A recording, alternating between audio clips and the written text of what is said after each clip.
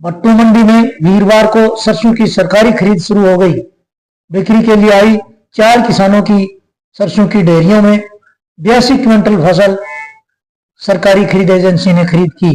Marketing society manager Subhash ने बताया कि वीरवार को अनाज मंडी में सरसों की 4 ढेरियां आई थी, जिसको एपर ने खरीद लिया।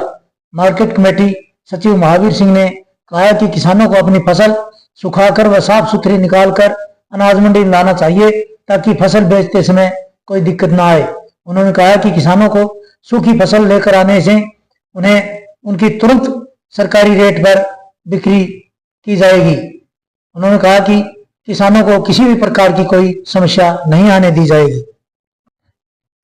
श्री कृष्ण प्रणामी सेवा समिति भट्टू मंडी के तत्वाधान में शिवाजी पार्क मॉडल टाउन में चल रही श्रीमद् भागवत कथा वीरवार को संपन्न हो गई।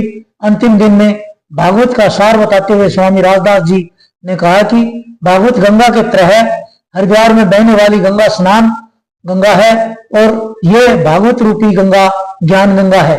हरिद्वार में हम गंगा स्नान कर के तन के पाप धोते हैं और भागवत गंगा में मन के मेल को धोया जाता है।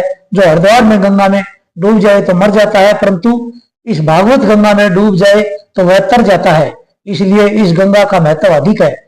भागवत के अंतिम प्रसंग सुनाते हुए महाराज ने कहा कि सुदामा चरित्र का वर्णन किया। सुदामा भगवान कृष्ण का बचपन का मित्र था। गरीब होते हुए भी सुदामा को लोभ लालच नहीं था।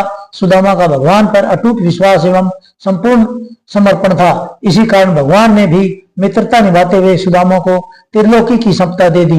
तत्पश्चात महाराज जी ने परीक्षित मोक्ष की कथा सुनाई। परीक्षित को 7 दिन में सर्प द्वारा डसने से मृत्यु का श्राप लगा था। राजा परीक्षित ने शुक्रदेव मुनि के मुख से कथा सुनी और भय मुक्त हो गए।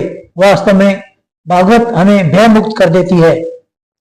इस दौरान प्रणामी संस्था ने स्वामी राजदास जी को चद्दर उड़ाकर सम्मानित किया। इस अवसर पर प्रधान ब्रह्मानंद गोयल, मांगेराम बंसल, मनोज गोयल, शेरू मित्तल, सुशील बंसल, लक्ष्य गर्ग, ओम प्रकाश मित्तल, सतपाल बंसल, डॉक्टर विजय बंसल, दानीराम, राजकुमार सिंगला सहित अनेक श्रद्धालु मौजूद रहे और 7 दिन तक कथा का आनंद लिया।